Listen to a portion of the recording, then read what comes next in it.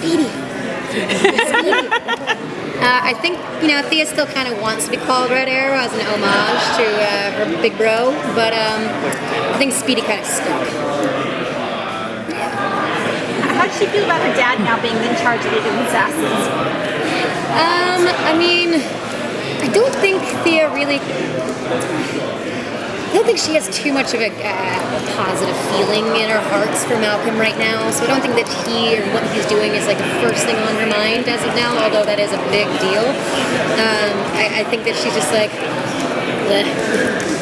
trying to get away from all of that, because last year he put her through the ringer and a half, so she definitely needs a little bit of a break. What can you tell us about Thea's role on Team Arrow when we start the season? Well, last time we saw her, she had just put on the costume and was helping out the team a bit, so definitely say that she's helping out now. But she's new to all this stuff, very new, and even after doing it for, we picked up 5 months later, but the team has got a couple of years on her, at least Diggle does, and then Laurel probably has another year or so as well.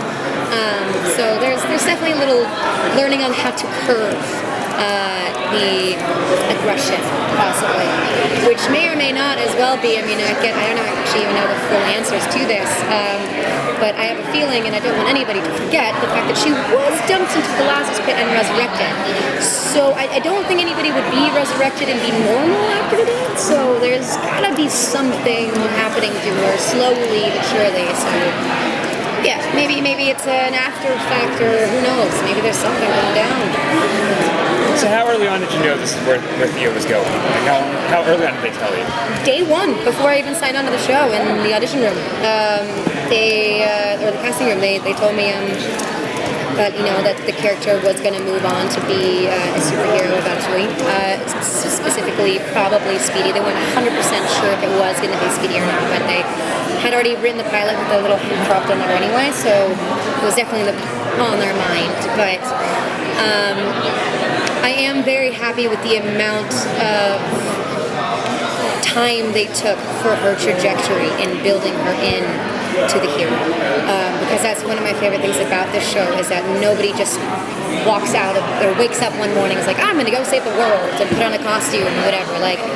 No, everybody goes through something that leads them to the point where they decide to do this or go against it and do bad, either one of the two. But every single character on the show we've either explored their background once we've seen them via flashbacks of Malcolm and everything. We've explored the reason why he became the way that he is and tried to justify his manicism. With Oliver, we started off with him on the island, and then we've been doing flashbacks forever about how he became who he is.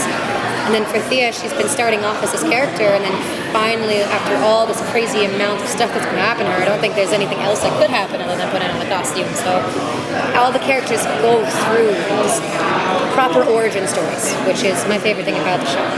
Everyone's been done justice to in that much respect.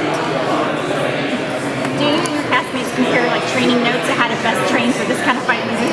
Well, because we all actually we're all supposed to be very different in our training and fighting styles, except for really Malcolm, Oliver, and Thea are supposed to have the most similar. The three of us are all trained by League of Assassins, archers, as well as Malcolm and Thea are master swordsmen now, and Oliver definitely knows how to use one.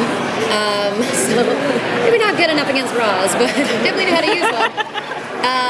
But yeah, so there's definitely a lot of differences in the fighting styles, but also a lot of collaborations between the two. I think that, between Thea and Laurel, there definitely would be some conversations about, their styles and how to come back to reality from it.